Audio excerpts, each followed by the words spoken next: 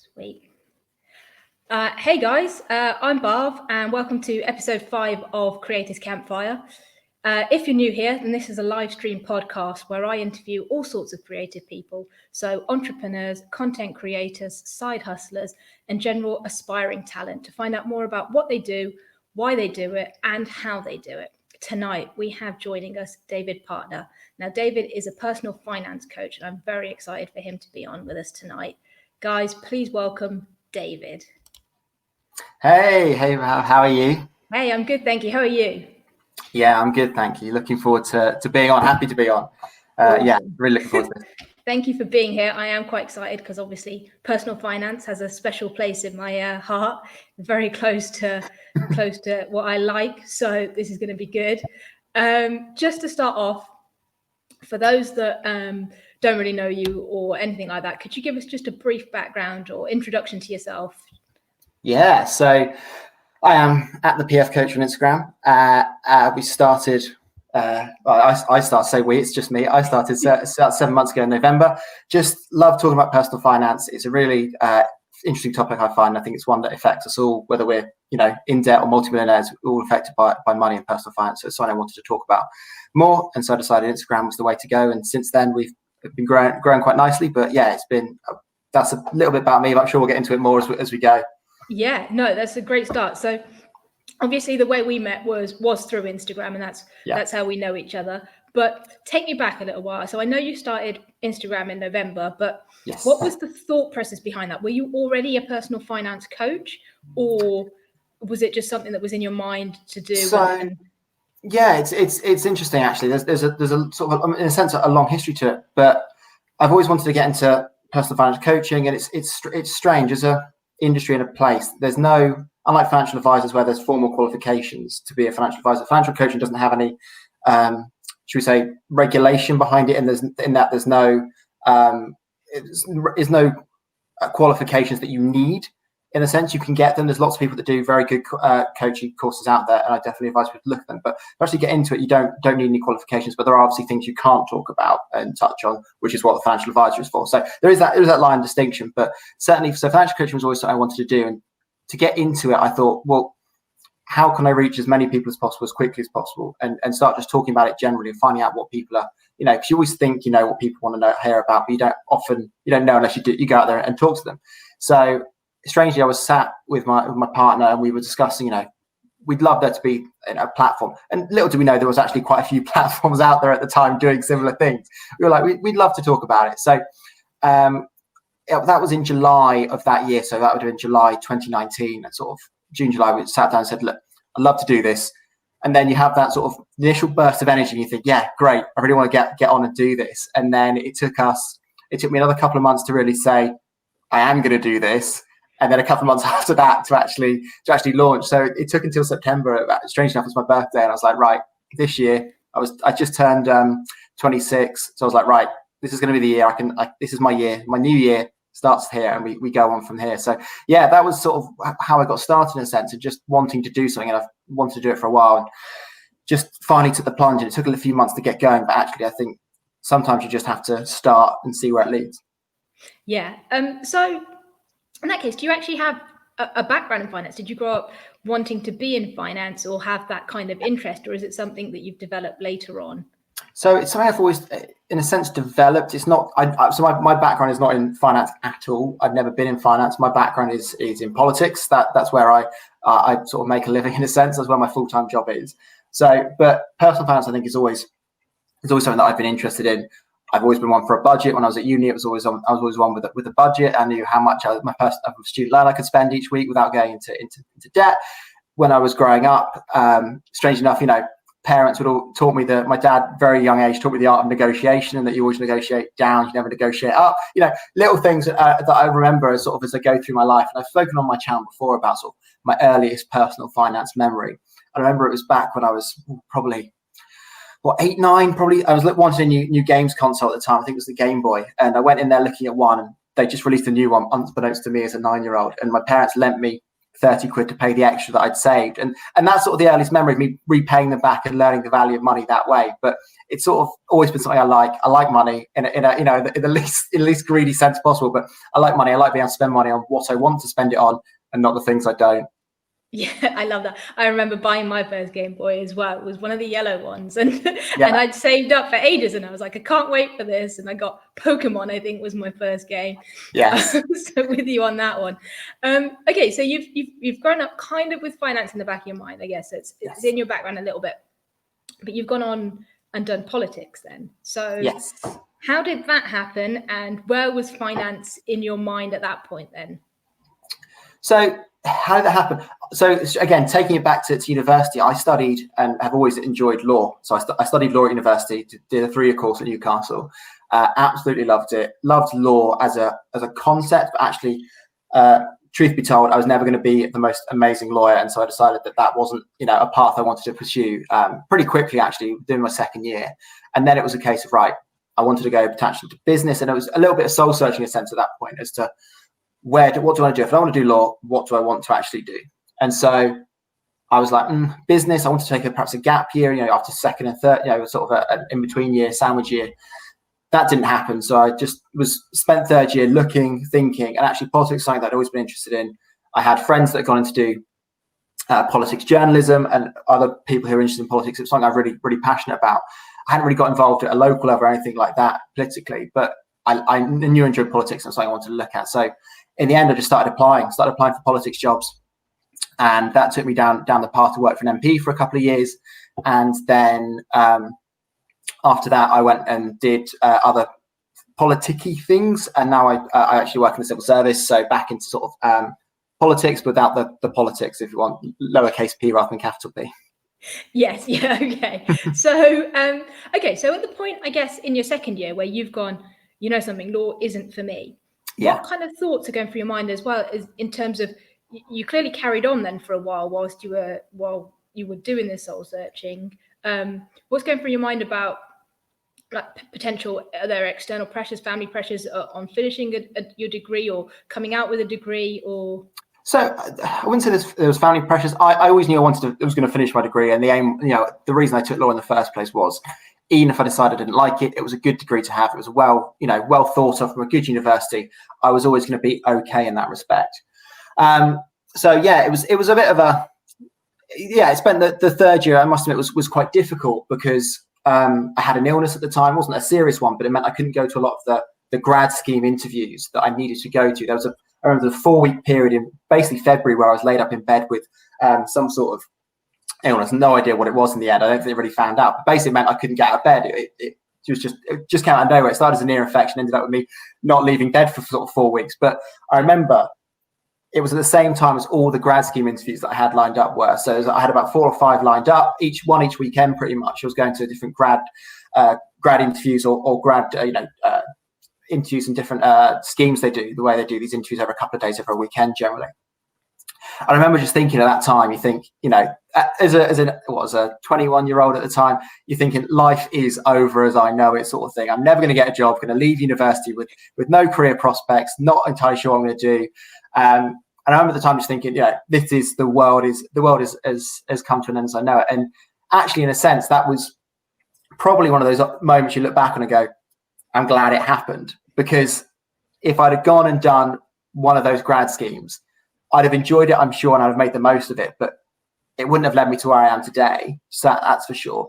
And it wouldn't have been doing the thing that I love right now. And so it's strange. It's a weird, life always has a weird way of working itself out. But that was one of those things, I think, that just you look back and think, actually, I'm glad it happened, because it's led me down this path, which is, personally, I'm enjoying. So it can't go much better than that, really. Yeah, I was going to say, is that one of those things that actually was horrible at the time, but turned out to be quite a good thing? Yeah, exactly. You don't realise at the time. Yeah, okay. No, that's fair. So if you were to make that decision about your third year again, would you do anything differently? As in, would you maybe not finish law school or your degree, or did you think you made the right decision?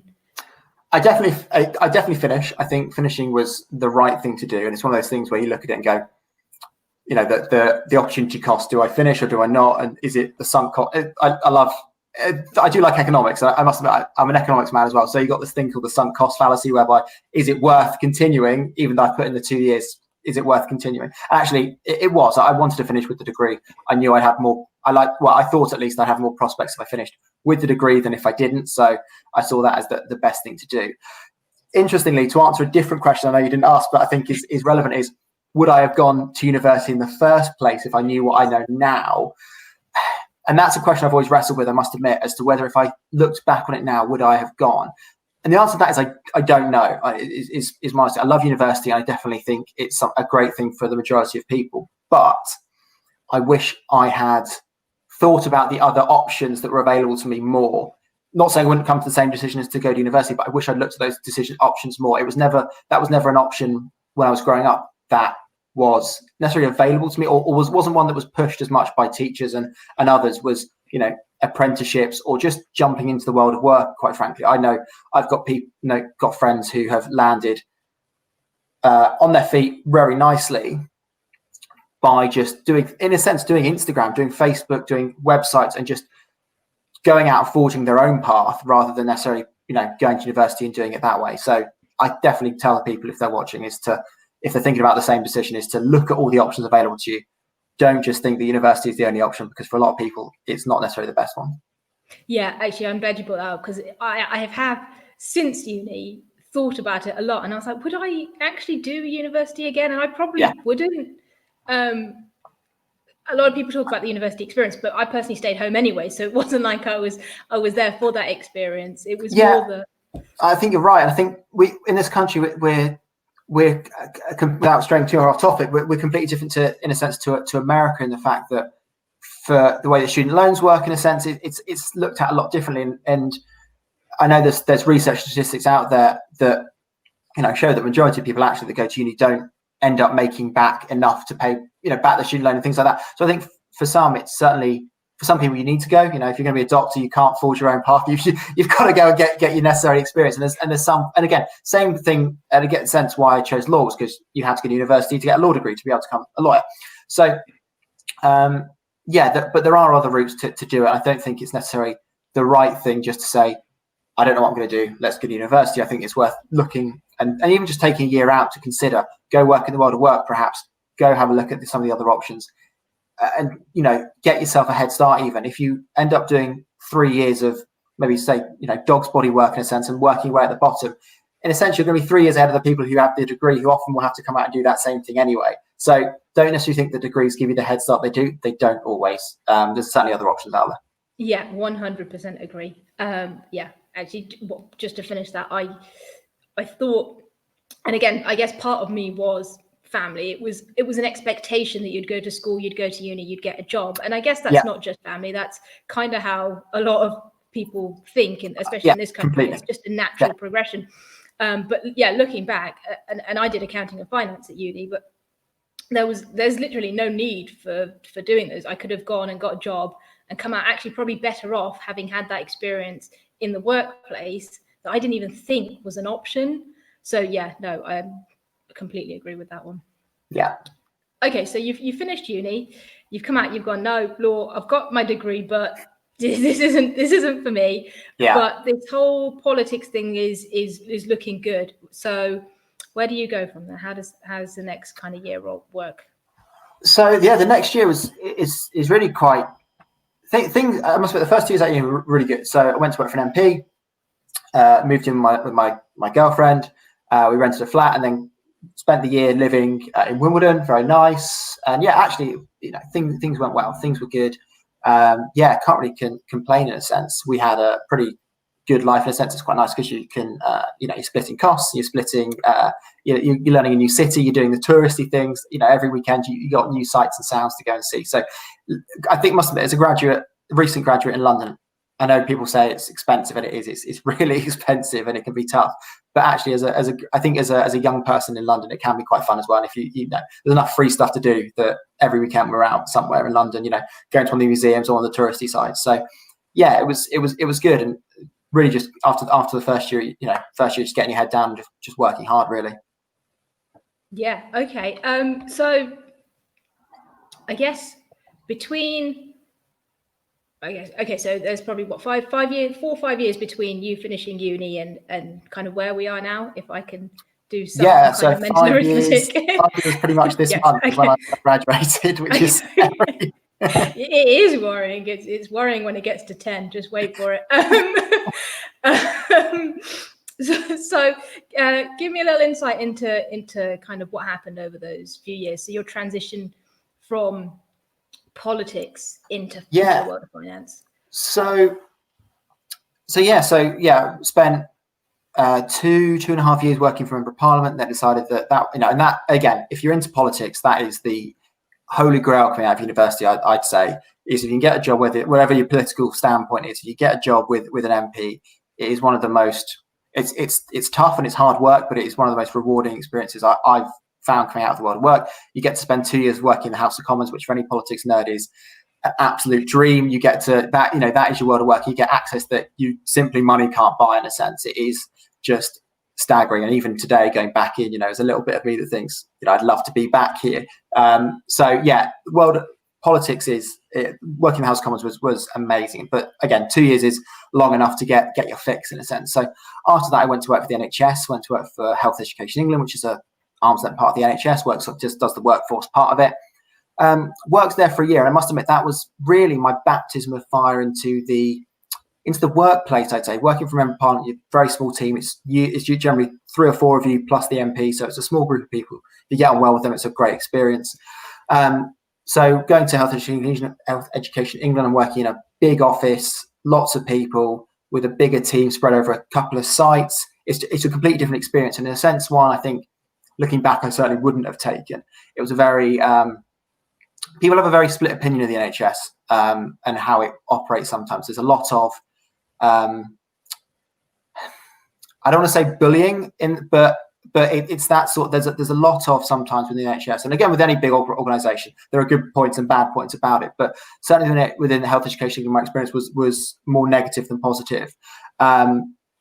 It just didn't work for me. Whether the job wasn't right for me, it all didn't fall into place, and that's in a sense no one's fault, but it just wouldn't pan out. But thankfully, it was only there for a year before I moved to do public affairs, which is again politics, but it was health public affairs, which is again a really good fit for me and worked really well. So I was, it was a nice jump back into politics, but doing healthcare as well.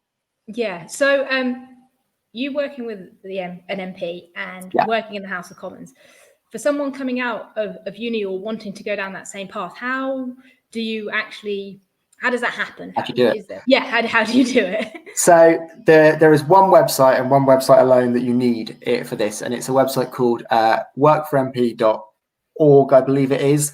So it's called w4mp.org, I believe is the website, and it lists all the jobs basically across the political sector, but certainly all jobs with an MP are generally listed there, whether that be whether it be internships, senior positions, caseworkers, researchers, again, all listed on there. That's where you'll find them all. The best time to jump on it is obviously after a general election, which unfortunately we've already had one recently, so that's not going to happen again for a few years. But certainly keep an eye on it. Again, there's always internships and other things coming up, so keep an eye on that website is what I'd say. And there's always positions, and just find MPs if you can that align to your obviously align to your political beliefs, but also that if they've got particular areas of interest that you're interested in. So for me, I wanted to do work for an MP that worked in healthcare or had a health, really wanted it, was campaigning on healthcare policies, and that's what I found in the end. So that was really good. But that's the right place to be. Keep checking that website out because it'll always have all the vacancies on it. Okay, so just as someone who doesn't really know the world of politics at all, but don't worry, I do vote. I just don't know the ins and outs. So working for an MP, what does that entail? So what are you doing kind of day in, day out? And the great thing about working for an MP is each office is different. They're all their own little individual businesses, if you want to look at it like that. They're all self-employed in that sense. So each MP is different. For me, it was you were doing briefings daily, so looking at topics that were coming up in the House, whether there was areas they wanted, if there was debates they wanted to speak in, doing briefings for them, giving them stats, figures, what's happened, what is the legislation saying, what is this piece of legislation doing, just giving them background information on that. You'd be some MPs want you to write speeches. Mine didn't. Mine preferred to write her own speeches, but some MPs will have you write their speeches for them, or at least give you the sort of the outline draft of them, so they can then tweak them and word them as they want. My MP sat on a couple of committees, and they will look at more detail, more topics in detail. So they'll look at topics. So you'd be looking at through packs of briefing papers that came in at the beginning of the week to see what was being examined that week. What did the evidence say? Was there any areas of evidence where there was weaknesses, perhaps weak points that you think you should be perhaps questioning on this? Any areas that you think that doesn't align with what I already know about this topic? So it really, I know everyone says this about their jobs, but it's different day to day. But it really is an MP's office. It is different day to day and week to week as well. Like, things change on a hair, on a dime in a sense. I worked from October 2015 up until this January 2018, and that was a very turbulent period in British politics. We had the EU referendum, we had the 2017 general election, we had countless other things just happening in politics at that time. So there was lots going on. So yeah, it was just about keeping the MP abreast of everything that was going on. Areas outside of perhaps their immediate know-how that you think they should be aware of this, they need to be looking at this, and just keeping them abreast of what's happening, and just doing basically what they ask. But yeah, that's really what it entails, and it's hard to put it into a few words in a sense. So hopefully that gives a bit of an overview of what you do in an MP's office. But I'm going to a quick plug in a sense, not a plug from me, but there's a great book as well called How to Be a Parliamentary Researcher. So if you are thinking about it, read that book, because it gives a great overview of sort of the life of a parliamentary researcher. It does what it says on the tin. It's a good book, so it's certainly worth a read if you're thinking about it. Okay, I can't spell parliamentary. That's worrying. Okay. That's all right. So that actually went down, as you're describing that sounds like good work experience for most people, even if you weren't actually that interested in politics necessarily, because it teaches or gives you a whole lot of skills for the workplace anyway. Is that fair? Definitely. And there's different roles in an MP's office. So you've got, and again, some MPs will structure their offices slightly differently, but so up in Westminster, you typically got one or two people that work in the Westminster office, and they'll do Westminster things. So they'll be doing research briefings on legislation or bits and pieces that come from the chamber week on week. You've then got generally two, maybe three people in the constituency office who, if you have a problem, if you have a local issue you want to raise, they'll be the ones that deal with the local issues, and they'll be helping MPs write letters to local residents, to constituents, to perhaps to members of to ministers if they've got a local issue that need to be resolved.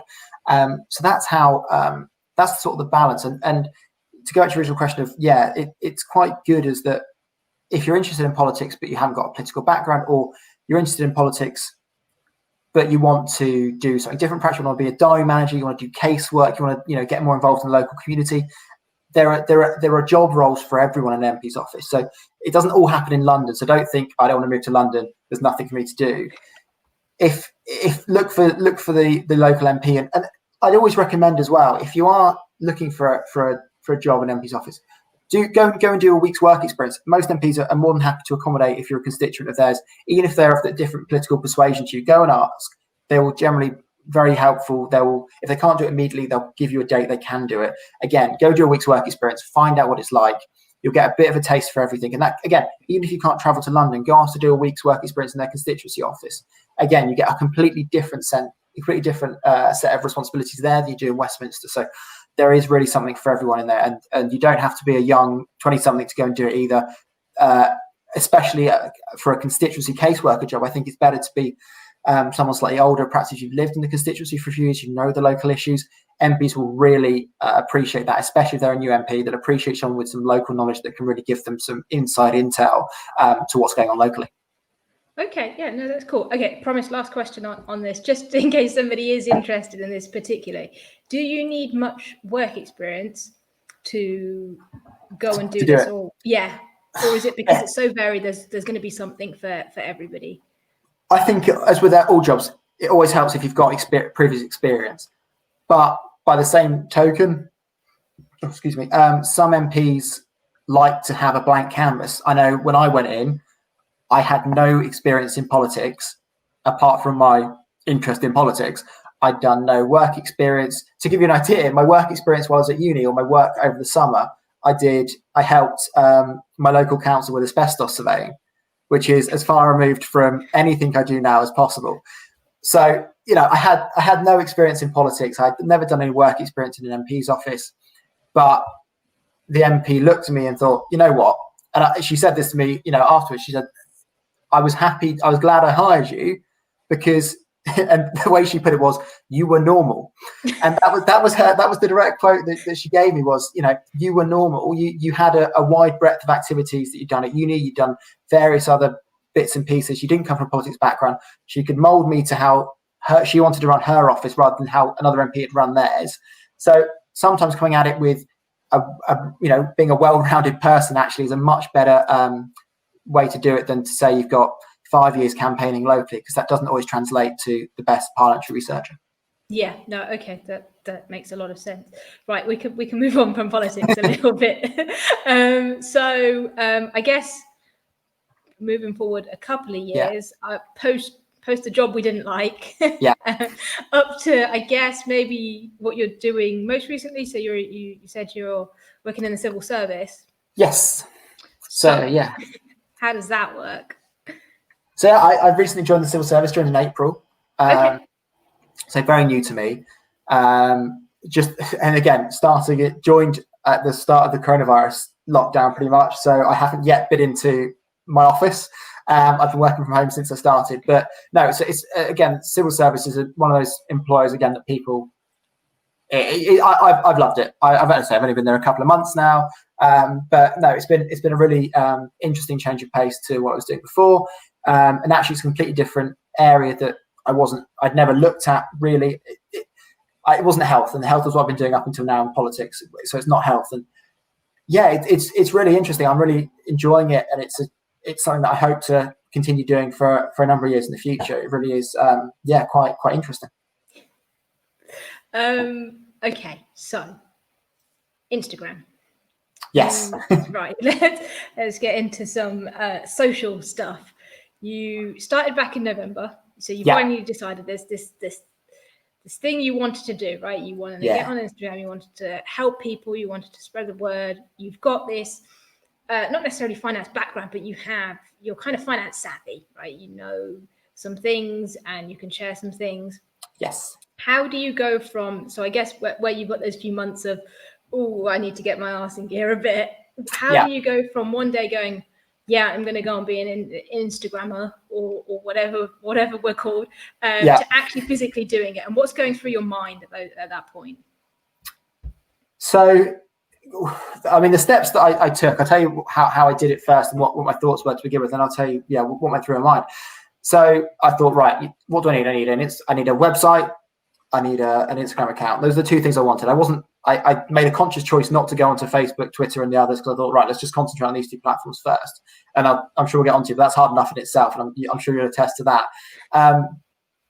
But I was like, right, website. I wanted a website, and I don't know why I knew I wanted one. So that was a whole new ballgame that I'd never done before. Say, I have a website, creating a website, and that took a couple of attempts to really get that into a place I wanted.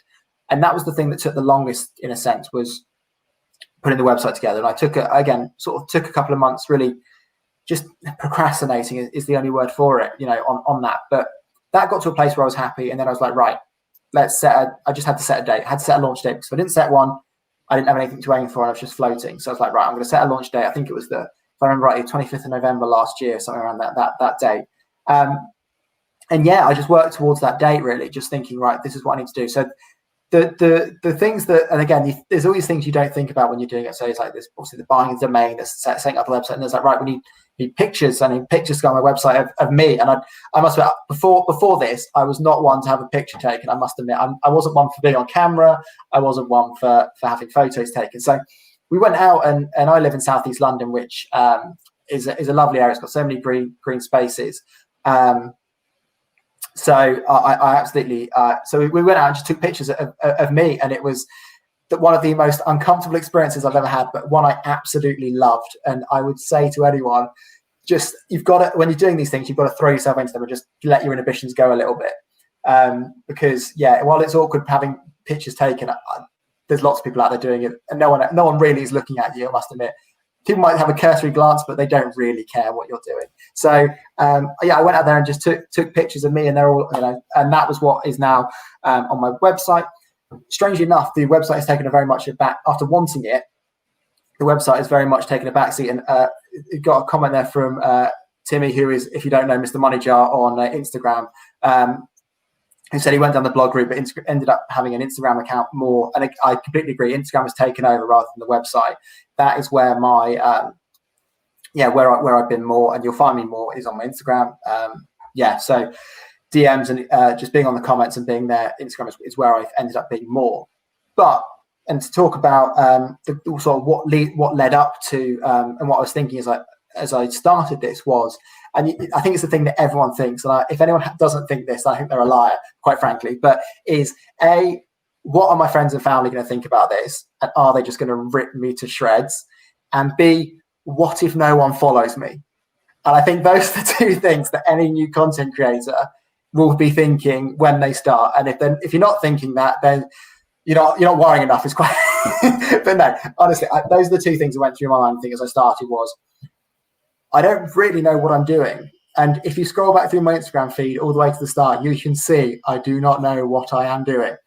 But I didn't let that stop me, quite frankly. And so the thing that I think, and I'm sure we'll touch on what happened next, but that would be, those are the two things that went through my mind. So if they're going through your mind as you're starting, just start, because people may pay attention to you, your friends may pay attention to you for a couple of days, but honestly, you'll build up a much bigger engaged audience from what your content than you ever will. And it's taken me 7 months, but I've just hit 2K followers, and it's just, it's small compared to some, it's big compared to others, but crazy to think that actually there's a moment when you start off with 0 and you think, is anyone going to follow me? And to be at 2K, it's just like, it just, it's incredible. Yes, firstly, congratulations on that, because it is a big task. I assure you it is not easy. Just before I take Timmy's question, I have one on my own. Yes. Did you already have your personal, were you on any social media platforms before you decided to go and join Instagram for this specific venture? And therefore, did you have an idea of kind of how it worked? Yes and no. So yes, I'm on all the social media platforms. I'm on Twitter, I'm on Instagram, I'm on Facebook. So if you really want to find me there, you can. But I'll tell you something, and this is the other thing, is that I rarely post. Instagram, my Instagram feed is pretty dead, in all honesty. On my personal one, I use it to view dogs. I use a few cute videos of cats and dogs on my personal Instagram page. And as I was starting to get into the money stuff, to follow some of the other money influencers that are out there. I do have the other platforms. I sort of know how Instagram works at a basic level, but I really didn't know much about what content I should be putting out there. Hashtags, everyone knows about them. Do we really know what they do? Do we know about engagement? Do we know about how to get bigger audiences? All of that was completely new to me, and so I had to sort of learn all that from the start. Yeah, that's fair. To be honest, I didn't have, the only social account I had was Facebook, and even then I didn't use it. So it was a whole new world to me. Timmy's question for you is, did you have a big decision moment where you decided to put your face on your brand as opposed to just being anonymous like me? I suppose I did, in a sense, is that I knew from the start that, and I guess I think perhaps Timmy will back me up in this, in a sense, is that there are two. I think there's two types of content creators on Instagram. There are those that don't put their face in the brand and are anonymous, and there's some great accounts that do it that way. So the ones that spring to mind for me are Mr. Avocado, for instance, over on Instagram. There's a lot of great personal finance stuff, but he's completely anonymous. And there are others. Make Money Simple is another one who does that way, and they're big accounts. They're doing really well without it. For me, what I wanted to do was, I wanted to have a personal connection with my audience, and the hope is, and was and still is to try and get more in that sphere of, perhaps one-to-one coaching and getting involved and helping people with their problems. And I felt you have to put a personal face on that. I think people trust a face more than they do a logo sometimes. And people connect with that when they send you DMs, send you questions. And it allows me, again, to do things like this. For instance, if I was anonymous, I couldn't get my face out there and talk. And actually, I quite enjoy. So for those who don't know, a bit of a plug, but I do Instagram lives over on my channel now.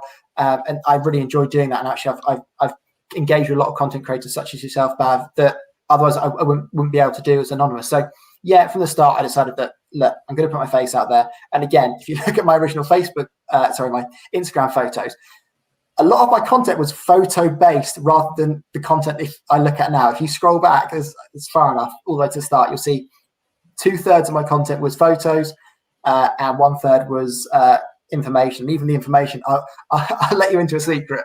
And this is how much I didn't know about content creation back at the beginning. Is I tried Canva once and was like, no, not for me, not having it. So it's embarrassing now I say it, but it's completely true. Is that those first I think it's about 12 weeks between November and January and the beginning of end of January, I think it is.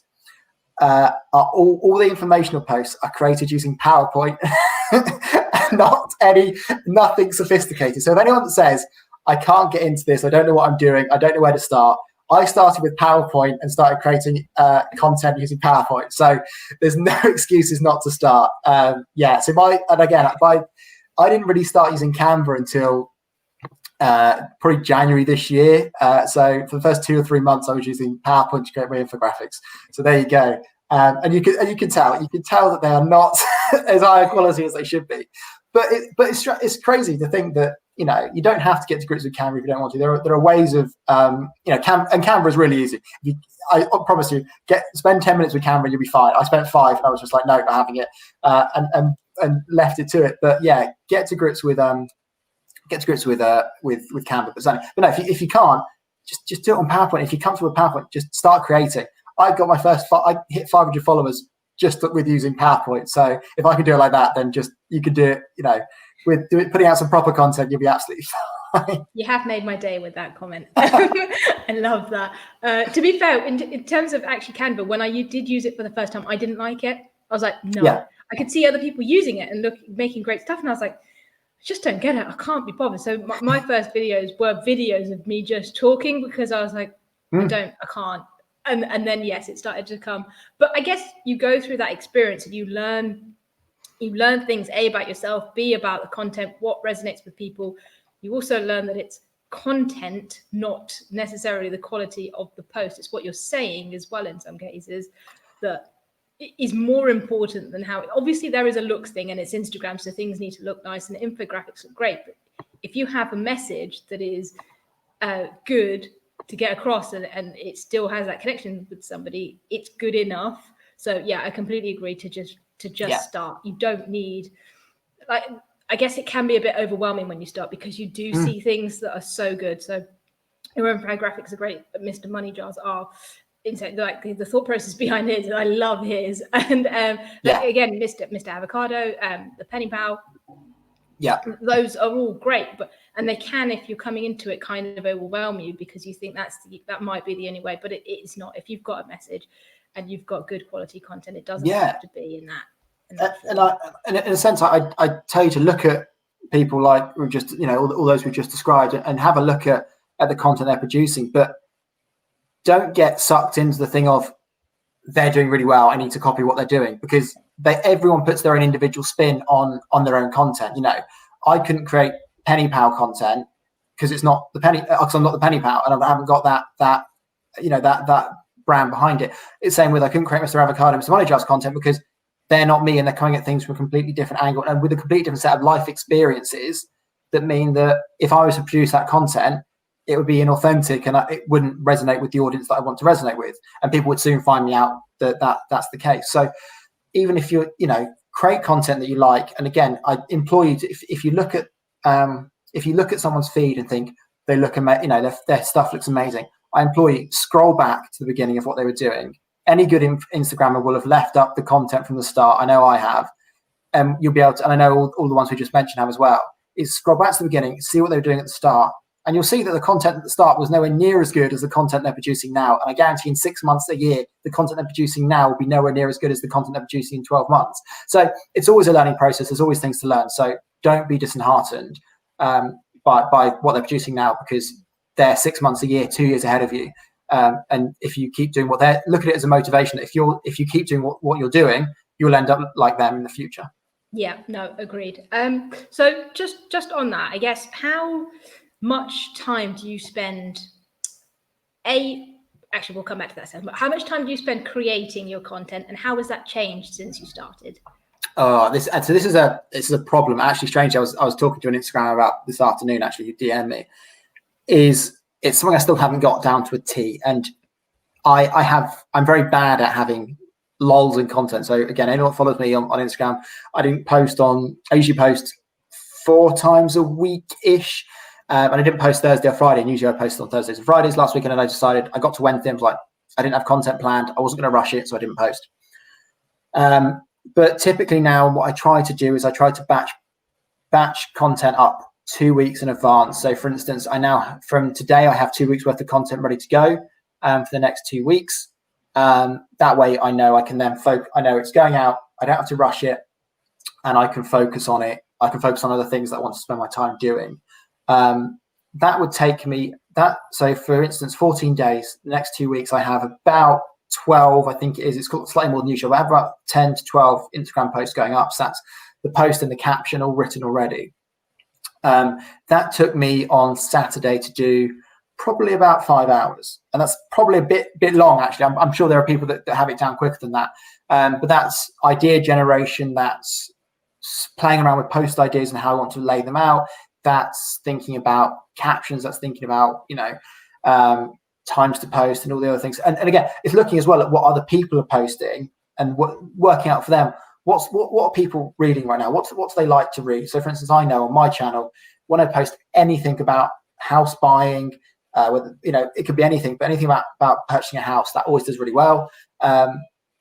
Whereas I know there's other topics that I post that don't do quite as well, but I like posting about them, so I post about them. But yeah, that's about 5 hours for my Instagram content. And then what I try and do then is I'll generate a couple of blog posts off the back of some of those topics.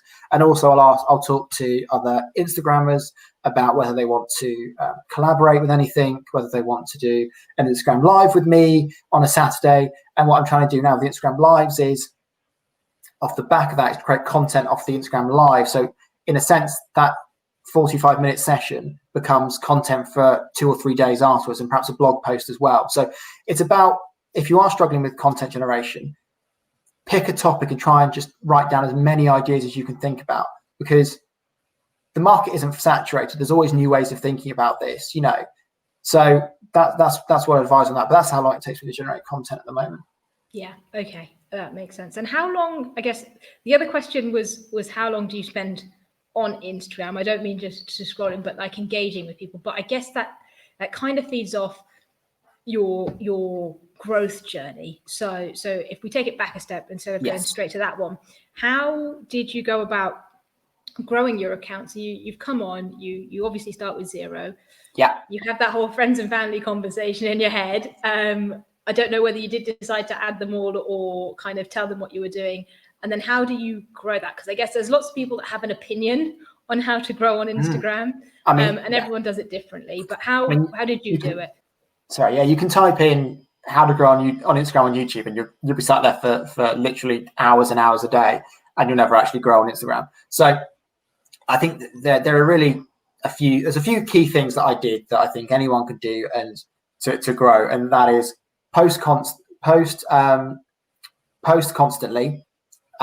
Just keep posting, whether it be daily, whether it be every other day, but have a consistent post schedule, and people will come back, and hopefully you get into the rhythm of that. The second one is just go out there and engage on other people's posts. It does feel a little bit slimy to begin with, and there's 2 ways of doing that. Is go out and comment on other people in the niche. So for instance, if you're new, come onto my post, come and say hello, come and comment, but don't comment and say, hi, I'm a new Instagram account, come and follow me, because that's not the way to do it. You come onto my post, give some values. If I'm asked, I always ask questions at the bottom. I always have a call to action in my Instagram posts. So come along, answer that and say, I love this bit, David. I definitely do this. Or even you come along and say, David, love the post, but I don't do it like this. I do it like this.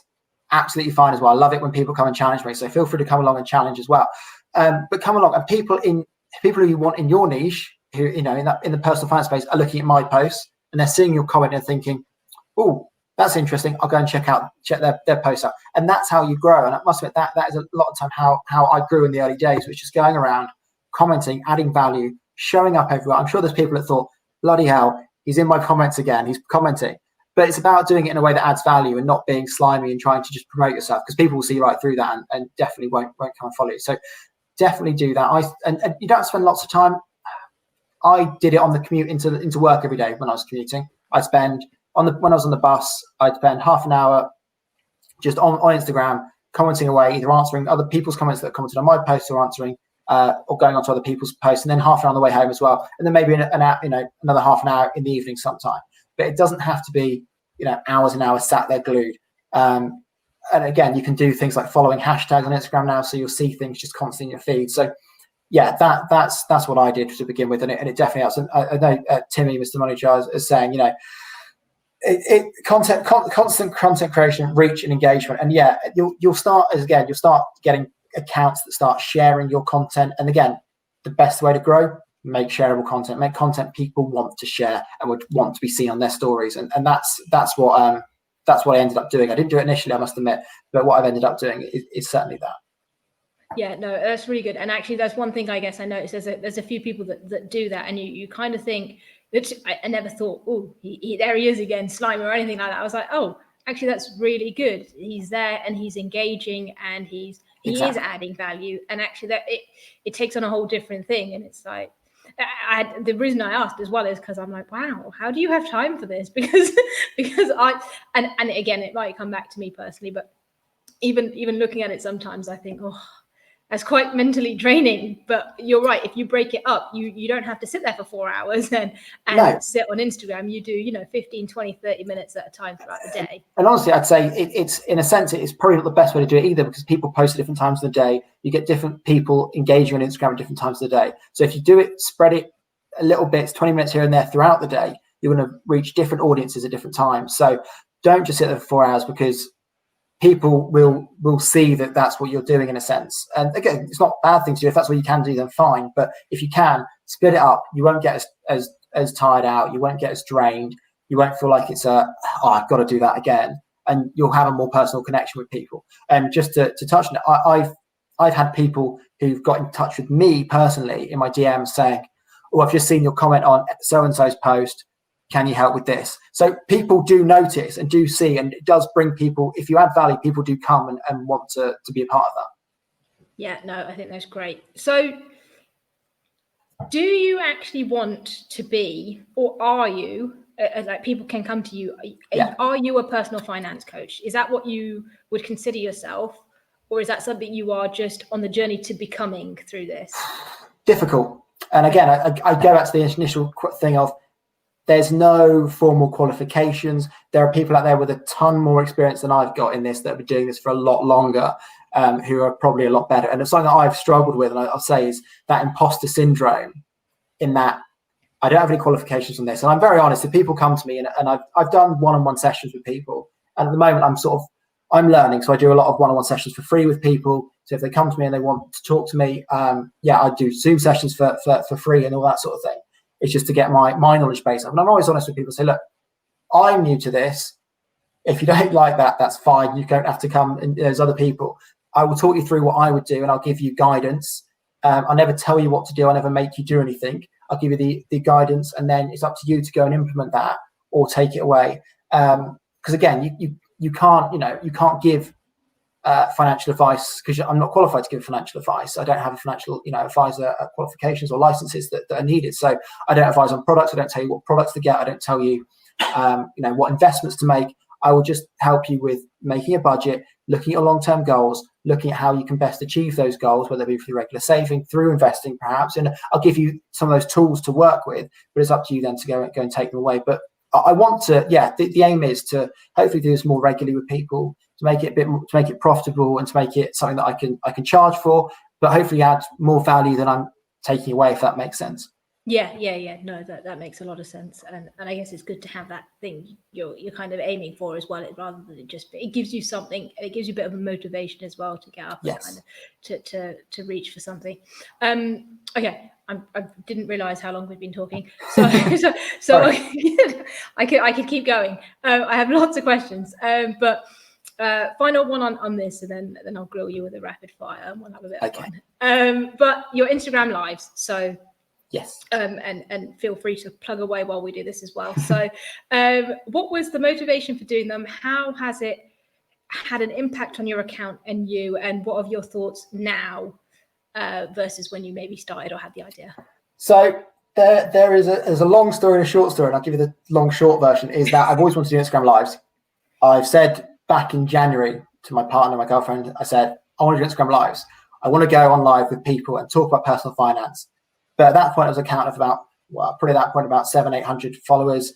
I was like, is anyone going to take me seriously? If I reach out to these big accounts, they're going to say no. How do I go about it without seeming slimy? So I left it. I didn't do anything until the lovely Mr. Manager got on a Zoom call with me, and we were just bashing around a few ideas, having a chat. And he said, have you thought about Instagram lives before? I said, yes, but I just haven't done them because, again, procrastination, not knowing what to do, how to do it, whether you're any good.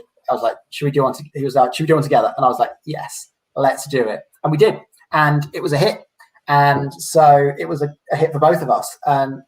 And from then I was like, right, because I know personally, if I don't do something each week or keep it up, have a regular pattern, I won't do it. So immediately jumped on and was like, right, let's just start lining up people to come and talk to me. I was like, I didn't even mind. I knew from the start, and I've always said this, is that I don't care if it was an account with 100 followers, whether it was an account with 100,000 followers.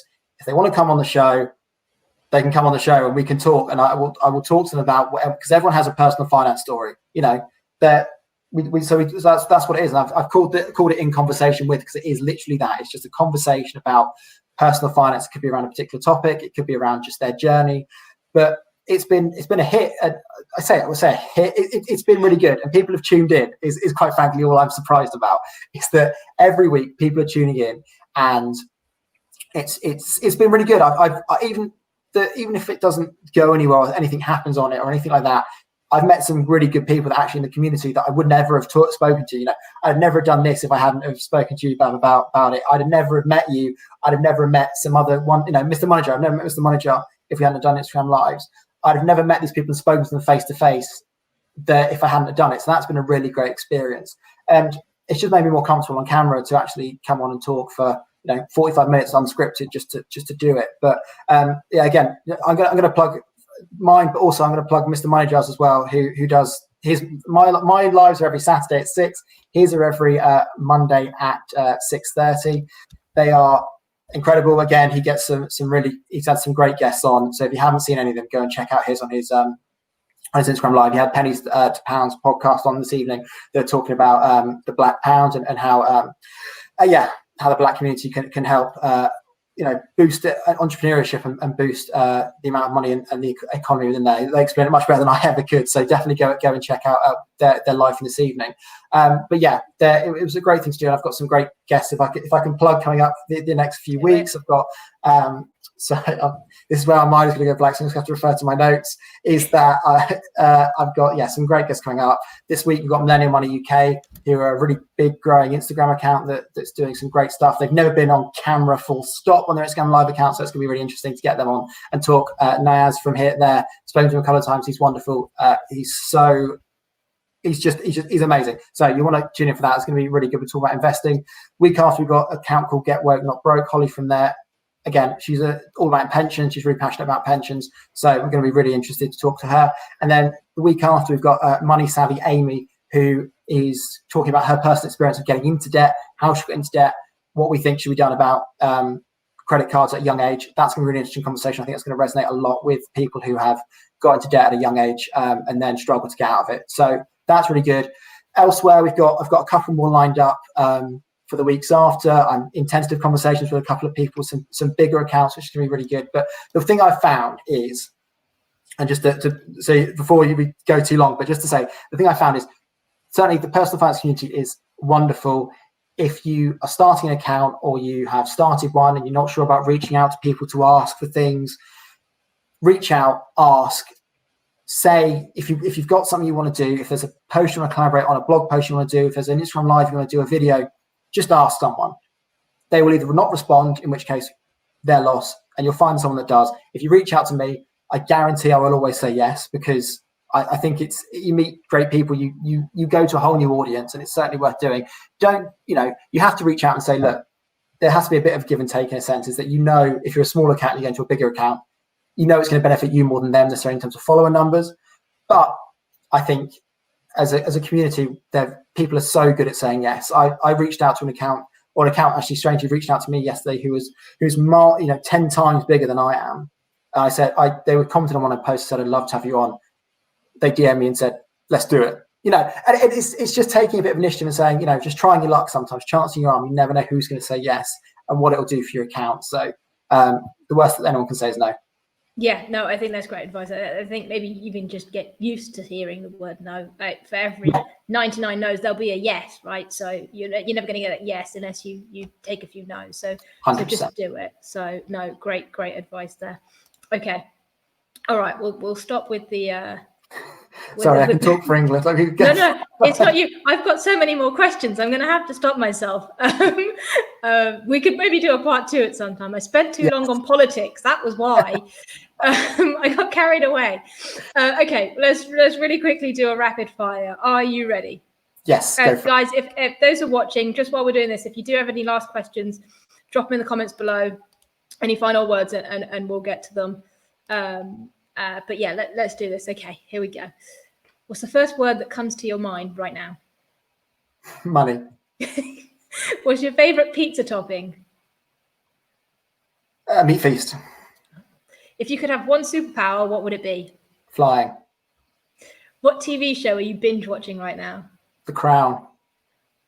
One person, dead or alive, you'd like to have dinner with? Because I'm watching The Crown, I'm going to say Winston Churchill. Oh, that's fair. What's the top thing on your bucket list? Oh God, top thing on my bucket list. I don't have one. No, actually, no, it's a complete lie. The one thing I want in life more than the one materialistic thing that I want is a Jaguar F-Type. Okay, fair enough. Are you a morning or an evening person? Evening. Pancakes or waffles? Waffles. iOS or Android? Android. Texting or talking? Texting. Netflix or YouTube? YouTube. Passenger or driver? Driver. Cooking or baking? Cooking. You survived. That was fun. I like that. Some good answers. That was good. I enjoyed that. Okay, guys, thank you all for those that joined at whatever point you joined at. I apologize if I didn't get into as much Instagram-y questions as I was supposed to. I did get very carried away at the beginning. We got carried out of politics. Yeah. It's a whole new world, and I was very excited to find things out. Well, I'm happy to come back if you ever want me back. So yes, I think we should do a part 2. Maybe we could do a follow-up in a few months to see where you are when you've got 5,000 followers. Guys, for those that are watching or listening on the podcast whenever this goes up, go and follow David on his Instagram. It's at the PF Coach. He does also have a website, and it's the personalfinancecoach.co.uk. That's it. Yeah. Yes. Excellent. Right. Okay. So, David, thank you very much for being here. This was great. I really enjoyed it. It's been a whole hour. Thank you for having me. Yeah, thank you. Anyone that's stayed and watched or watching this, thank you for putting up with us for an hour. It's been amazing. I've never done a Facebook Live, so yeah, I really enjoyed it. Thanks for having me back. No worries. This was awesome. All right, guys, we'll let you go on with your lives. So once again, thank you for everyone that joined. If you want to stay up to date with any of the podcast news or watch some clips when I eventually get around to putting them up, go and follow me on @ProjectLifeAdmin. Either on Facebook here or on Instagram, or check out projectlifeadmin.com. There should be a new section going up hopefully soon where you can look back and get all the links to all of these. Otherwise, I'll be back next week, same time, same place with a different guest. Until then, guys, stay well, stay safe, stay curious, and I'll see you next week. Thank you, David. Cheers. Bye. Bye.